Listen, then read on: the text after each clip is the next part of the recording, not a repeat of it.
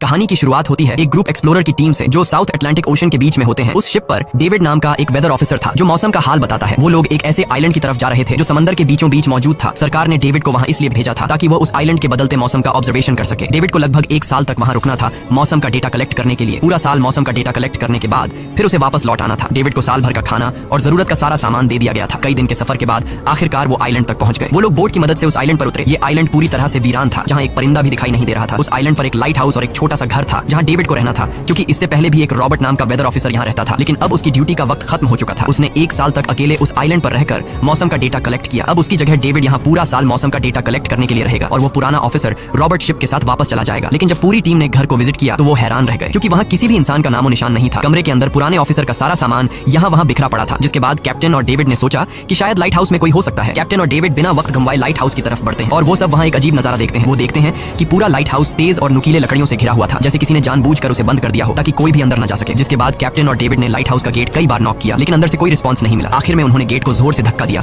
और अंदर घुस गए। लाइट हाउस के अंदर उन्हें एक आदमी मिला जिसका नाम ग्रूनर था। जब उन्होंने ग्रूनर से पुराने वेदर ऑफिसर रॉबर्ट के बारे में पूछा तो उसने जवाब दिया कि वो तो मर गया है। वो समंदर की तरफ गया लेकिन दोबारा कभी लौटकर वापस नहीं आया। ग्रूनर की बातें सुनकर डेविड और कैप्टन दोनों चौंक गए। ये सब सुनने के बाद कैप्टन ने डेविड से कहा, अगर तुम अब भी चाहो तो हमारे साथ वापस चल सकते हो। लेकिन डेविड ने वापस जाने से इनकार कर दिया। डेविड ने सोचा अगर वो सरकार को उस आइलैंड का एक्यूरेट वेदर रिपोर्ट दे पाया तो उसे काफी मोटी रकम मिल सकती है। जिसके बाद कैप्टन ने उसे एक गन दी खुद की प्रोटेक्शन के लिए, और कैप्टन ने डेविड से कहा कि ये जगह मुझे सेफ नहीं दिखाई दे रही, अपना ख्याल रखना। इसके बाद उसे वहीं पर छोड़कर वो सब वापस चल दिए और अब ये दोबारा वापस 1 साल बाद आएंगे। कैप्टन के जाने के बाद डेविड ने घर को थोड़ा सेटल किया, रहने के काबिल बनाया। रात होने के बाद उसे ड्रॉर में एक डायरी मिली जो पुराने वेदर ऑफिसर रॉबर्ट की थी। उस डायरी में आइलैंड के बारे में बहुत कुछ लिखा था। डायरी में एक मिस्टीरियस क्रीचर के बारे में कुछ बातें लिखी गई थी, लेकिन सब कुछ साफ नहीं था, कुछ बातें अधूरी थी। डेविड हर लाइन को ध्यान से पढ़ता गया। उस डायरी में कुछ अजीब तरह के जानवरों के स्केचेस भी बने थे। डेविड को समझ नहीं आया उसने ऐसी पिक्चर्स क्यों बनाई थी। शायद वो अकेला था और टाइम पास के लिए ऐसा किया होगा। डायरी के एक पेज पर पुराने ऑफिसर के वाइफ की फोटो भी लगी थी। डेविड वह डायरी पढ़ते पढ़ते थक गया और धीरे धीरे उसकी आंख लग गई। अगली सुबह डेविड ने मौसम का डेटा कलेक्ट करना शुरू कर दिया, लेकिन समंदर के पास पहुंचते ही उसके कदम रुक गए। उसने देखा कि चट्टानों के बीच कुछ पत्थर अजीब तरीके से सजाए गए हैं और उनके बीच शेल्स रखे थे अजीब से पैटर्न में। डेविड ने सोचा शायद ये सब ग्रूनर ने किया है। वो ये सोचकर दोबारा अपने काम में लग गया। काम के दौरान जब उसने दूरबीन से लाइट हाउस की तरफ देखा तो उसे ग्रूनर के साथ एक और इंसान भी दिखाई दिया, लेकिन पलक झपकते ही वो गायब हो गया। डेविड ने दोबारा उसे देखने की कोशिश की, लेकिन फिर उसे लगा कि ये उसका वहम है। रात को डेविड अपने काम में बिजी था, तभी दरवाजे पर नॉक हुआ। उसे लगा कि शायद ये ग्रूनर है। डेविड ने उसका नाम पुकारा, लेकिन कोई जवाब नहीं मिला। हाथ में लैंप लेकर जैसे ही डेविड दरवाजे की तरफ बढ़ा तो उसके कानों में कुछ अजीब सी आवाजें गूंजने लगी जो किसी इंसान की बिल्कुल भी नहीं थी। और फिर उसने देखा गेट के नीचे से किसी अजीबोगरीब क्रीचर का हाथ अंदर आने की कोशिश कर रहा है। वो इंसान का हाथ बिल्कुल भी नहीं था। ये देखकर डेविड के पांव तले जमीन ही खिसक गई। वो तुरंत बेसमेंट की तरफ भागा और वहां जाकर छुप गया। कुछ ही देर में वो मिस्टीरियस क्रीचर घर के अंदर घुस चुकी थी। वो छुप छुप कर डेविड को ढूंढ रही थी और डेविड बेसमेंट के एक छोटे से दरार से उसे देखने लगा। डेविड की हलचल से उस क्रीचर ने डेविड को देख लिया। जिसके बाद वो क्रीचर डेविड को मारने के लिए तेजी से उसकी तरफ भागा और दरार से उसे पकड़ने की कोशिश करने लगा। तो डेविड ने खुद को बचाने के लिए फौरन चाकू उठाकर उसकी आंख में दे मारा। वो क्रीचर चीख के भाग गई, लेकिन वो कभी भी वापस आ सकती थी। और डेविड के दिमाग में ये बात कंफर्म हो गई कि जो डायरी में क्रीचर के बारे में बात लिखी थी वह सच है। डर के मारे वो पूरी रात सो न सका। अगली सुबह जब डेविड घर से बाहर गया तो उसने रेत पर कुछ पैरों के निशान देखे जो किसी इंसान के बिल्कुल भी नहीं थे। वो निशान सीधे समंदर की तरफ जाकर खत्म हो गए थे। अब डेविड को सब समझ आ गया था कि क्यों ग्रूनर ने लाइट हाउस के चारों ओर नुकीली लकड़ियां लगाई हैं। अब डेविड जान गया कि अगर मैं इस घर में रहूंगा तो वो क्रीचर मुझे कभी भी मार सकते हैं। डर के मारे डेविड लाइट हाउस की तरफ दौड़ता है और ग्रूनर को चिल्लाकर कहता है, गेट खोलो, मुझे अंदर आना है। लेकिन ग्रूनर उसे अंदर नहीं आने देता और कहता है, तुझे शिप के साथ लौट जाना चाहिए था। डेविड निराश होकर वापस लौटता है क्योंकि ग्रूनर उसे लाइट हाउस के करीब भी नहीं देखना चाहता था। वो उसके ऊपर पानी गिराकर उसे दूर जाने को कहता है। अब उसे खुद ही कुछ करना होगा। उसने घर की हर एक विंडो को लकड़ी से बंद कर दिया,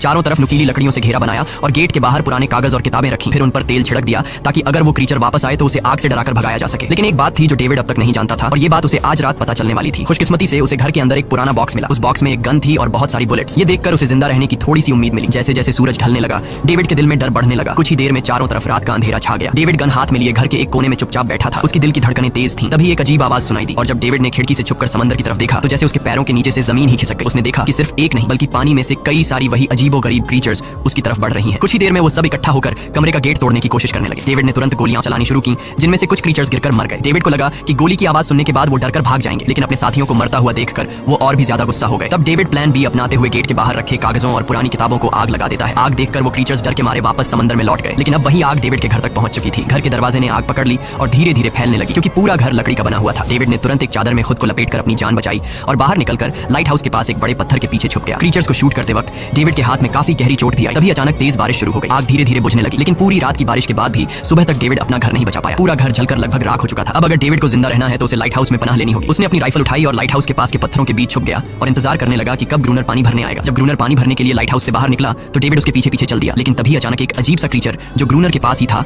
उसने डेविड पर हमला कर दिया। लेकिन किसी तरह करके डेविड ने उसे काबू कर लिया। वो क्रीचर ग्रूनर का रक्षक था। जब वह उसे शूट करने वाला था तो ग्रूनर ने तुरंत डेविड को रोका और कहा, रुक जाओ, ये मेरा पालतू है। डेविड ने गोली नहीं चलाई और मौके का फायदा उठाते हुए उसने ग्रूनर के साथ एक शर्त रखी, अगर इस क्रीचर को जिंदा रखना है तो मुझे लाइट हाउस में रहने दिया जाए, नहीं तो मैं इसे मार दूंगा। जिसके बाद ग्रूनर ने हाँ कर दी क्योंकि क्योंकि डेविड के पास ढेर सारा खाना और गन पाउडर था। शाम होने से पहले दोनों बचा हुआ खाना लेकर लाइट हाउस लौटा और वो दोनों आराम से सो गए। अगली सुबह वो क्रीचर चुपचाप डेविड का हाथ चाट रहा था। जब डेविड नींद से जागा तो उसने देखा कि इस क्रीचर के चाटने की वजह से उसका हाथ पूरी तरह से ठीक हो चुका है। ये सब देखकर डेविड हैरान हुआ। डेविड अब क्रोनर से इस क्रीचर के बारे में और जानना चाहता था और फिर ये सब दुनिया के सामने लाना चाहता था, क्योंकि ये किसी जादू से कम नहीं था। डेविड ने सोचा अगर इस क्रीचर का राज दुनिया के सामने हम लाते हैं तो डेविड और क्रोनर दोनों बहुत सारा पैसा और नाम कमा लेंगे। लेकिन क्रोनर को ये सब नहीं चाहिए था। वो इस आइलैंड से कहीं नहीं जाना चाहता था। क्रोनर का अब इस दुनिया में कोई नहीं बचा था। उसके लिए ये आइलैंड परफेक्ट था, जहां वो अपने आप को एक किंग समझता था और अपनी मर्जी का मालिक। इसी वजह से उसने आइलैंड के कई हिस्सों में लिख दिया था क्रोनर यहाँ का बादशाह है। लेकिन डेविड को ये समझ नहीं आ रहा था कि ये अजीब सी क्रीचर क्रोनर की फालतू कैसे बनी। तो क्रोनर ने बताया कि एक बार क्रोनर ने उसकी जान बचाई थी। वो गलती से उसके फिशिंग नेट में फंस गई थी। तब ये क्रीचर छोटी थी और उस दिन के बाद से वो क्रोनर के साथ ही रह गई। उसकी हर बात माननी शुरू कर दी। लेकिन क्रोनर एक सख्त इंसान था। वो इस क्रीचर के साथ बहुत बुरा बर्ताव करता था। क्रोनर हर दिन इस क्रीचर के साथ फिजिकल रिलेशन रखता था। क्रोनर ने बताया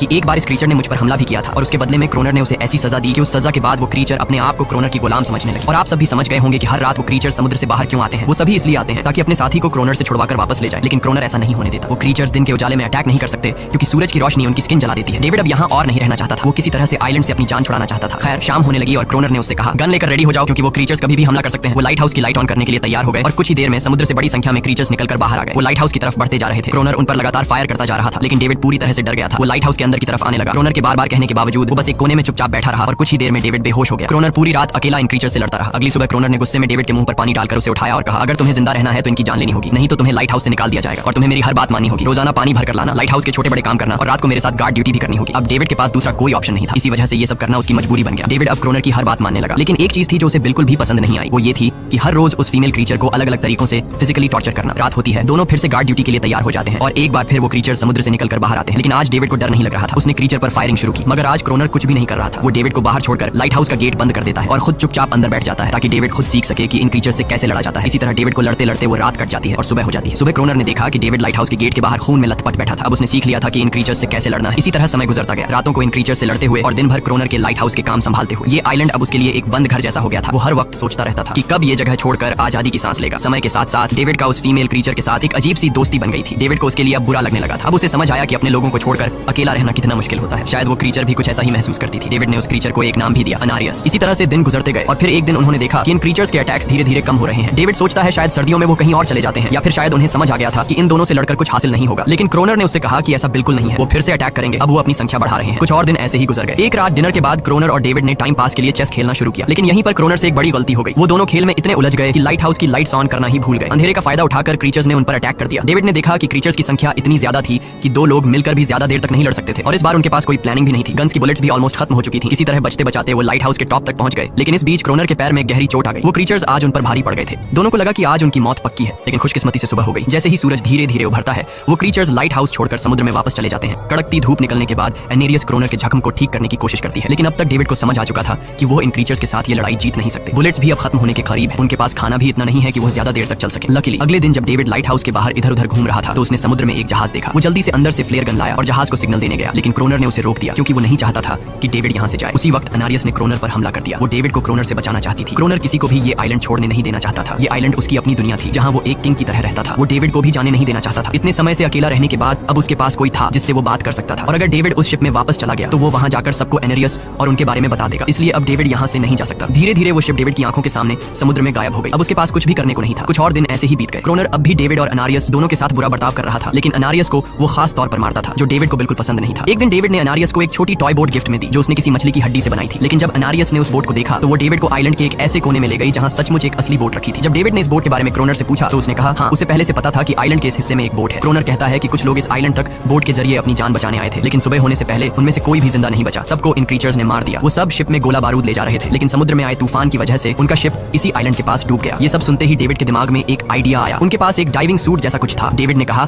कि अगर हम दोनों में से कोई उस सूट को पहनकर समुद्र के उस हिस्से में जाए जहां वो शिप डूबी थी तो हो सकता है उन्हें कुछ बुलेट्स या डायनामाइट मिल जाए जिससे इन क्रीचर्स से लड़ना आसान हो जाए। लेकिन क्रोनर ने इस बात को मानने से इनकार कर दिया। पर डेविड अपनी जान को खतरे में डालकर ये काम करने को तैयार था। कुछ और दिन ऐसे ही गुजर गए। डेविड और अनारियस के बीच एक गहरा कनेक्शन बन गया। डेविड उसे पसंद करने लगा था। इन दोनों को रोमांस करते हुए ये सब क्रोनर ने चुपके से देख लिया। क्रोनर को लगा कि अनारियस उसे छिन जाएगी, इसलिए डेविड को रास्ते से हटाना पड़ेगा। अगले दिन क्रोनर खुद डेविड की बात मानने को तैयार हो जाता है। वो डेविड से कहता है ठीक है, तुम सूट पहनकर नीचे पानी में जाओगे और वहाँ ढेर सारा RDX कलेक्ट करोगे, फिर मैं तुम्हें बोट से ऊपर की तरफ खींच लूंगा। लेकिन क्रोनर का असली इरादा कुछ और ही था। वो चाहता था कि डेविड उसकी मदद से समुद्र के नीचे रखे डायनामाइट के बॉक्सेस वापस सरफेस तक ले आए और उसके बाद उसे वही समंदर में अकेला छोड़ दे ताकि वो क्रिएचर्स उसे मार दें। इस तरह डायनामाइट भी उसके पास आ जाएगा और अनारियस फिर से उसकी गुलाम बन जाएगी। वो दोनों बोट में बैठकर उस जगह पहुंच गए जहां शिप पानी में डूबा था। डेविड ने डाइविंग सूट पहना और समंदर के नीचे उतर गया। नीचे जाने के बाद डेविड ने देखा कि शिप पूरी तरह तबाह हो चुकी है, लेकिन उसकी किस्मत अच्छी थी कि उसे कुछ डायनामाइट के बॉक्स मिल गए। लेकिन तभी अचानक कुछ क्रिएचर उसके सामने आ गए। क्रिएचर्स को देखते ही डेविड घबरा गया और नीचे गिर पड़ा। वो डाइविंग सूट इतना भारी था कि वह हिल भी नहीं पा रहा था और डेविड क्रोनर को ऊपर सिग्नल भी नहीं भेज पाया। क्रोनर को लगा कि शायद वह क्रिएचर्स डेविड को मार चुके हैं, लेकिन असल में वो तो सिर्फ 2 छोटे बच्चे थे। डेविड ने जैसे तैसे करके अपना डाइविंग सूट वहीं छोड़ दिया और ऊपर सतह तक खुद को पहुंचाया। उन्हें वहां कुछ पुराने बॉक्स मिले जिनमें डायनामाइट था। इसके बाद यह दोनों काम पर लग गए। उन्होंने लाइट हाउस के आसपास 2 लेयर्स में डायनामाइट बिछा दिया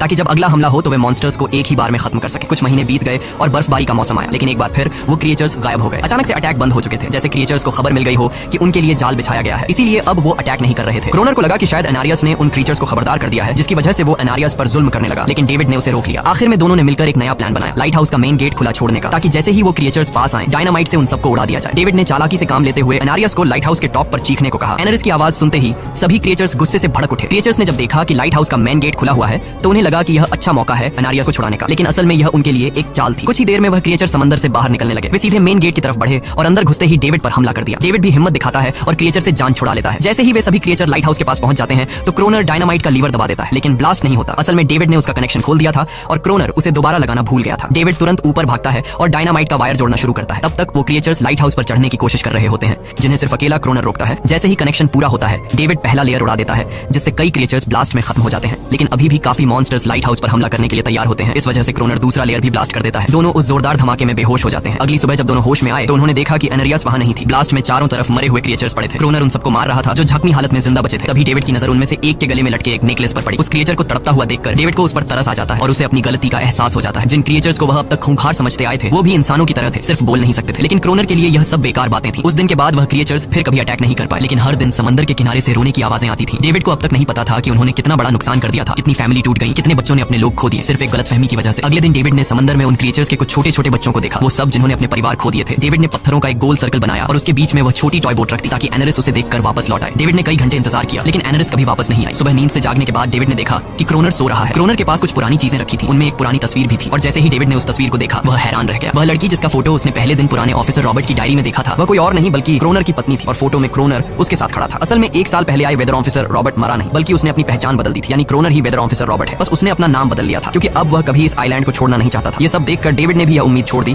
कि वह कभी इस आइलैंड से जा पाएगा। अगले दिन शाम को जब डेविड समंदर के किनारे गया उसने देखा कि उस सर्कल में रखी छोटी बोट अब वहां नहीं थी, लेकिन उसी जगह पर उसने एक क्रीचर का छोटा सा बच्चा देखा जिसके हाथों में वह बोट थी। डेविड ने अपने हाथ में जलती हुई लकड़ी को उस सर्कल के बीच में फेंक दिया ताकि वह दिखा सके कि उसका इरादा लड़ने का नहीं है और उसे किसी को खतरा महसूस न हो। वह उनके साथ दोस्ती करना चाहता था। कुछ ही देर बाद समंदर की लहरों से एनारिस निकलती है और उसके पीछे पूरा क्रीचर्स का ग्रुप भी समंदर से बाहर आता है, लेकिन इस बार कोई भी डेविड पर अटैक नहीं करता क्योंकि वे भी अब शांति चाहते हैं। उनका इरादा सिर्फ एक सुरक्षित जगह पाने का था अपने बच्चों के लिए। लेकिन तभी वहां क्रोनर हाथ में बंदूक लिए पहुंच जाता है। क्रोनर को लगता है कि अगर शांति हो गई तो उसे सबसे ऊपर होने का एहसास कैसे होगा। डेविड उसे समझाने की कोशिश करता है कि ये क्रीचर्स लड़ना नहीं चाहते, ये शांति चाहते हैं, लेकिन क्रोनर किसी की नहीं सुनता। वो एनारियस से चिल्लाकर कहता है अंदर चली जाओ, लेकिन ये पहली बार था कि एनारियस ने उसकी बात नहीं मानी क्योंकि अब वह उसकी नौकरानी नहीं थी। यह देखकर क्रोनर को लगता है कि अब इस आइलैंड पर उसकी बादशाहत नहीं रही। क्रोनर खुद को अंदर से कमजोर महसूस करने लगता है क्योंकि अब कोई भी उसका हुक्म नहीं मान रहा था। गुस्से में उसने लाइट हाउस की तरफ कदम बढ़ाया। डेविड को लगा शायद क्रोनर को अब समझ आ गया होगा कि हर एक जानवर आजादी चाहता है, कोई भी किसी का गुलाम बनकर नहीं जीना चाहता। लेकिन क्रोनर के सर से बादशाहत का भूत कहां उतरने वाला था। जैसे ही वह लाइट हाउस पहुंचा उसने सिग्नल गन से एक फ्लेयर छोड़ी जो सीधा जाकर एक क्रीचर के बच्चे से टकरा गई। उस बच्चे की तुरंत मौत हो गई। सभी क्रीचर्स डर के मारे भाग गए और एनारियस ने भी डेविड पर अपना पूरा भरोसा खो दिया। गुस्से से पागल डेविड तुरंत लाइट हाउस की तरफ भागता है क्रोनर को सबक सिखाने। डेविड उससे लड़ने लगता है, क्यों किया तूने ये सब? ये लोग तो बस शांति चाहते थे। लेकिन क्रोनर इतना हिंसक हो चुका था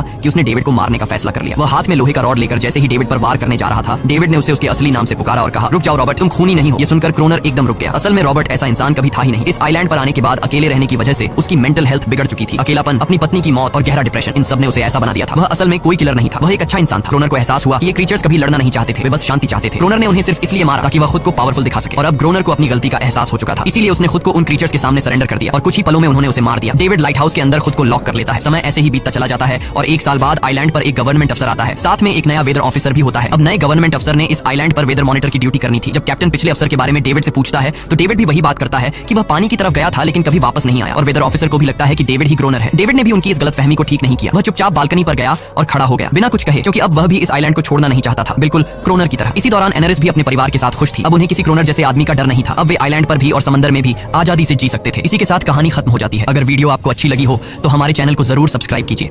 पुराने वक्त की बात है। एक गांव में एक आदमी रहता था और इसके 3 बेटे थे और इसने एक घोड़ा भी पाल रखा था।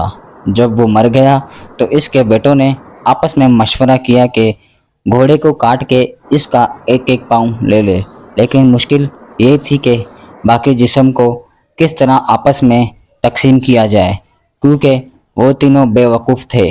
तो इतने में एक शख्स का वहां से गुजरना हुआ। उसने उनसे आकर पूछा कि भाइयों, आप में किस बात का इख्तलाफ है, मुझे बताओ, हो सकता है मैं इस बात का कोई हल निकाल सकूं। उन भाइयों में से एक बोला, इस घोड़े को हम आपस में किस तरह बांटे। तो इस शख्स ने कहा कि इस घोड़े को बेचकर पैसे आपस में तकसीम कर लो। तो तीनों भाई आपस में राजी हो गए और इस घोड़े को बेचने के लिए निकल पड़े। सफ़र में रात हो गई और तीनों भाई सफ़र के मारे थके थे और लेटते ही इन्हें नींद आ गई। जब वो गहरी नींद में थे तो रात के पहर एक चोर आ गया। उसने देखा कि तीनों आदमी बड़े बेखबर सो रहे हैं, तो वो घोड़े की जानिब बढ़ा और घोड़े को साथ ले गया। थोड़ी देर बाद एक भाई की आँख खुली। उसने देखा कि घोड़ा गायब है, तो जल्दी से उसने दूसरे भाई को आवाज़ देकर उठाया। भाई उठा। उसने कहा, सो जाओ, हो सकता है साबिर ले गया हो, सुबह उससे ले लेंगे। और सुबह होते ही तीनों भाई उठकर रवाना हो गए। रास्ते में इन्होंने एक ऊँट के पाँव के निशान देखे। तो इन तीनों भाइयों में एक ने कहा, ये तो ऊँट के पाँव के निशान है, और दूसरे ने कहा, ये नर ऊँट के पाँव के निशान है, और तीसरे ने कहा, ये तो एक आँख से अंधा भी है। और फिर वो आगे बढ़ गए और कुछ ही देर का सफ़र किया होगा कि उन्होंने देखा कि एक शख्स परेशान हालत में आ रहा है। उसने उनसे पूछा कि आप लोगों ने यहाँ ऊँट तो नहीं देखा। एक ने कहा, नर ऊँट। दूसरे ने कहा, एक आँख से अंधा भी था। तीसरे ने कहा, वो मुहार तोड़कर भागा होगा। उस शख्स ने कहा, तुम लोग बिल्कुल ठीक कह रहे हो, वो ऊँट आप लोगों ने कहाँ देखा है। उस पर तीनों भाइयों ने एक ज़बान होकर कहा, हमने नहीं देखा, तुम आगे जाकर देखो। उसने कहा, भाइयों, तुम्हारे पास इस कदर मालूमात है और फिर भी तुम लोग इनकार कर रहे हो। भला ये क्या बात हुई? हो ना हो तुम ही मेरे ऊँट के चोर हो। चलो बादशाह के पास चलो, वही इस बात का फैसला करेंगे। वो सब मिलकर बादशाह की दरबार की तरफ चल पड़े। रास्ते में इन्होंने एक इंसान के पैर के निशान देखे। तीनों भाइयों में से एक ने कहा, लगता है ये किसी औरत के पाँव के निशान है। दूसरे ने कहा, लगता है घर से नाराज़ होकर निकली है। तीसरे ने कहा, लगता है रात के वक्त घर से भागी होगी। यूं ही बातें करते करते एक शख्स से मुलाकात हुई। उसने पूछा, रास्ते में आप लोगों को कोई औरत तो नज़र नहीं आई? जिस पर तीनों भाइयों ने अपने लगाए हुए अंदाज़ों का तज़किरा किया, जिस पर वो आदमी हाँ हाँ कहता रहा कि हाँ आप ठीक कह रहे हैं। जिसके बाद तीनों ने एक ज़बान होकर कहा, हमने तो नहीं देखा उसे। जिस पर आदमी ने कहा, कैसे मान लूँ कि तुम लोग नहीं जानते, जबकि जो मालूमात तुम तीनों ने कुछ देर पहले दी वो बिल्कुल दुरुस्त थी। फिर तुम लोग कैसे नहीं जानते? इसका मतलब वो औरत यकीनन तुम लोगों के पास है। जिसके जवाब में इन सब ने कहा, अगर तुम्हें हम पर शक है तो चलो तुम भी हमारे साथ बादशाह के दरबार चलो। चुनाचा वो शख्स भी उनके साथ चल पड़ा। चलते चलते वो एक शहर में पहुंच गए। वहां पर रुककर इन्होंने एक दुकानदार से पूछा कि साबिर का घर कहाँ है। तो इतने में एक शख्स वहां पर आ गया। उसने कहा, मैं हूँ साबिर, कहो क्या बात है? इन्होंने कहा, कल तुम हमारा घोड़ा ले गए थे, वो वापस कर दो। इसने कहा, तुम पागल हो, अहमक हो, भला मैंने कैसे तुम्हारा घोड़ा ले लिया? इन्होंने मिलकर कहा, अगर तुम्हें इनकार है तो चलो बादशाह के पास, वही फैसला करेंगे। अब ये सब बादशाह के दरबार जा पहुँचे। बादशाह ने पूछा, तुम लोग क्यों आए हो, क्या माजरा है? इन्होंने कहा, हम आपके पास इंसाफ के लिए आए हैं। फिर सब ने अपनी अपनी दास्तान सुनाई। ऊँट के मालिक ने कहा, इन्होंने मेरे ऊँट के मुतालिक तमाम बातें दुरुस्त बताई, पर मेरे ऊँट के बारे में नहीं बताया, जिससे वाज़ेह होता है कि मेरा ऊँट इनके पास है, इसलिए मुझे इंसाफ चाहिए। दूसरे ने कहा, मेरी बीवी जो रात को घर से निकली, इन्होंने उसके बारे में भी तमाम मालूमात सही फरमाई, पर मेरी बीवी का पता ना बताया और कहते हैं कि हमने देखा तक नहीं। मेरी बीवी को इन्होंने ही अगवा किया है। बादशाह ने पूछा, तुम तीनों का क्या कहना है? इन्होंने कहा, जी हुजूर, पहले आप हमारी मुकम्मल बात सुने। रात को साबिर खान ने हमारा घोड़ा चुरा लिया। जिस पर साबिर खान ने कहा, आली जान, मुझे इसके मुतल्लिक कोई मालूमात नहीं, ना हक ये लोग मुझे पकड़ कर लाए हैं। बादशाह ने कहा, जिस वक्त साबिर खान घोड़ा ले जा रहा था तुम में से किसी ने इसे देखा? इन्होंने कहा, हुजूर हम में से किसी ने नहीं देखा।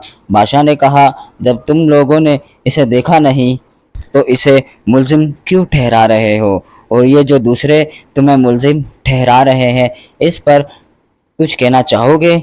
इस पर कोई सफाई देना पसंद करोगे? जिस पर तीनों बेवकूफ़ों ने कहा, बादशाह हुजूर ये लोग हम पर तोहमत लगा रहे हैं, हम मुजरिम नहीं, दरअसल हम इल्म गैब जानते हैं, हमें सब कुछ उस इल्म से मालूम होता है। बादशाह ने कहा, मैं तुम्हारा इम्तिहान लेना चाहता हूँ कि आया वाकई तुम लोग इल्म गैब जानते हो या नहीं। इसके लिए मैं एक चीज़ के अंदर एक चीज़ को छुपा कर रखूँगा। अगर तुम लोगों ने ठीक ठीक बताया तो मैं समझूंगा कि वाकई तुम लोग इल्म गैब जानते हो और बेकसूर हो।